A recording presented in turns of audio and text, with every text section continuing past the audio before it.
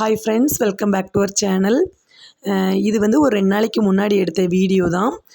காலையிலேயே வந்துட்டு நான் என்னென்ன வேலை பண்ணேன் அப்படிங்கிறத தான் உங்கள் கூட ஷேர் பண்ணியிருக்கேன். வாங்க வீடியோக்குள்ளே போகலாம். அன்றைக்கி வந்து ஒரு காலையில் ஒரு 6 மணி இருக்கும். பயங்கரமாக மழை பெஞ்சிட்டே இருந்துச்சு.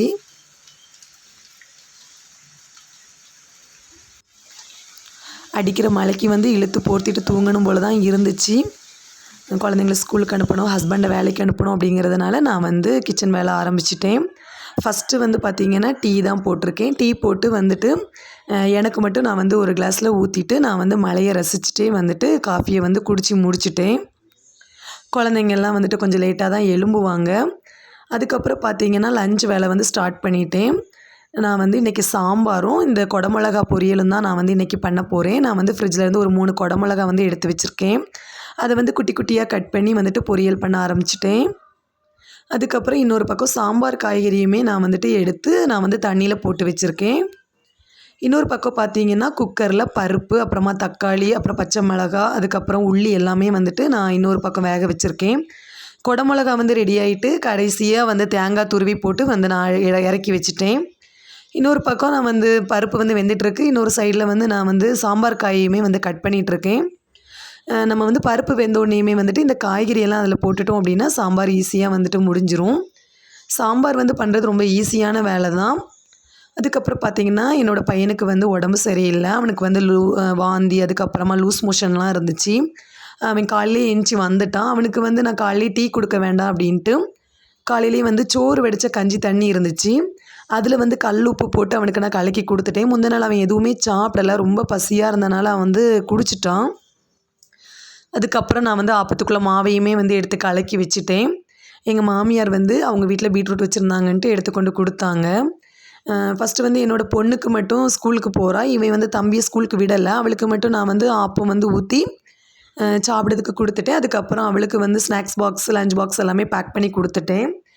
நான் வந்து 2 முறுக்கு இருந்துச்சு, அதை அவளுக்கு ஸ்நாக்ஸ் பாக்ஸில் போட்டு கொடுத்துட்டேன். அப்புறமா சாதம், அதுக்கப்புறம் குடமிளகா பொரியல், அதுக்கப்புறமாட்டு பீட்ரூட் பொரியல் இதுவும் தான் வச்சு கொடுத்தேன்.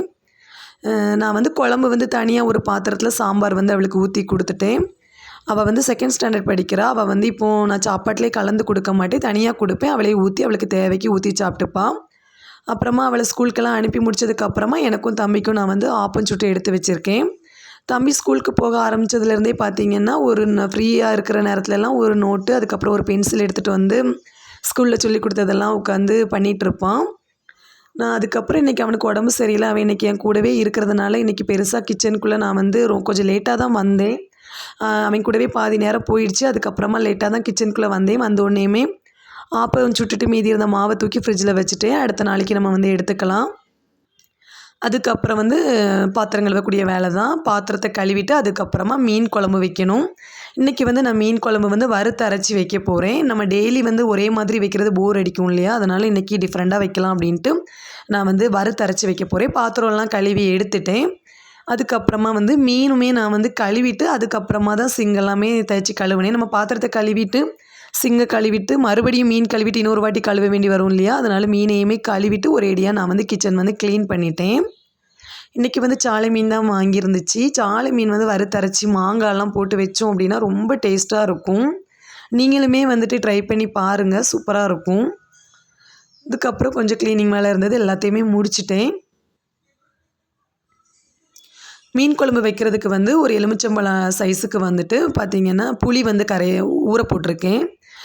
இன்னொரு பக்கம் வந்து தம்பிக்கு வந்து மழை பெய்யுது, அவனுக்கு வர உடம்பு சரியில்லை. கொஞ்சம் வெந்நி வந்து வச்சுருக்கேன். அவனுக்கு வந்து சுடு தண்ணி கொடுக்கலாம்ல அப்பப்போ. அதனால் ஒரு சட்டி அடுப்பில் வச்சுட்டு கொஞ்சமாக ஜீரகம், அதுக்கப்புறம் கொஞ்சமாக வந்துட்டு வெந்தயம், கொஞ்சமாக நல்ல மிளகு போடணும். நல்ல மிளகு என்கிட்ட இல்லை, நல்ல மிளகு போட்டால் நல்லாயிருக்கும். கொஞ்சமாக கருவேப்பிலை, அப்புறம் 2 பல்லு பூடு, அதுக்கப்புறம் தேங்காய், இது கூடவே வந்து ஒரு 6, 7 சின்ன உள்ளியும் வந்து போட்டு நல்லா வந்து நம்ம வதக்கணும். நம்ம வந்து இது வந்து நல்லா சிம்மில் வச்சு நம்ம வந்து நல்லா வதக்கிட்டே இருக்கணும். அதுக்கப்புறம் பார்த்திங்கன்னா நம்ம மஞ்சள் பொடி, அதுக்கப்புறமா வத்தல் பொடி, மல்லிப்பொடி இது எல்லாத்தையுமே போட்டு சிம்மில் வச்சுட்டு நல்லா வந்துட்டு வறுத்துட்டே இருக்கணும். நம்ம வந்து தீயை வந்து கூட்டி வச்சிட்டோம் அப்படின்னா கரிஞ்சு போயிடும், டேஸ்ட் வந்து நல்லா இருக்காது. சிம்லேயே வச்சு கொஞ்சம் வறுத்துட்டு அதுக்கப்புறமா அடுப்பு ஆஃப் பண்ணிடணும். அதுக்கப்புறம் பார்த்திங்கன்னா மீனில் புளி தண்ணி ஊற்றிட்டு நான் வந்து மாங்காய், தக்காளி, பச்சை மிளகாய் எல்லாத்தையுமே அதுக்குள்ளே போட்டிருக்கேன். இன்னொரு பக்கம் நம்ம ஆற வச்ச அந்த தேங்காய் எல்லாத்தையுமே வந்து மிக்ஸி ஜாரில் மாற்றிட்டு நல்லா வந்து பேஸ்ட்டாக அரைச்சி எடுத்துக்கணும். மீன் குழம்பு பொறுத்தளவில் எவ்வளோ நைஸாக நம்ம அரைக்கிறோமோ வந்துட்டு குழம்பு வந்து ரொம்ப டேஸ்ட்டாக இருக்கும். நான் வந்து அரைச்சி எடுத்து கறியை வந்து கூட்டி அடுப்பில் வச்சுட்டேன். நம்ம வறுத்தரைச்ச மீன் குழம்பு அப்படின்னாலே வந்து பார்த்திங்கன்னா கலரே வந்துட்டு கொஞ்சம் டிஃப்ரெண்ட்டாக இருக்கும்.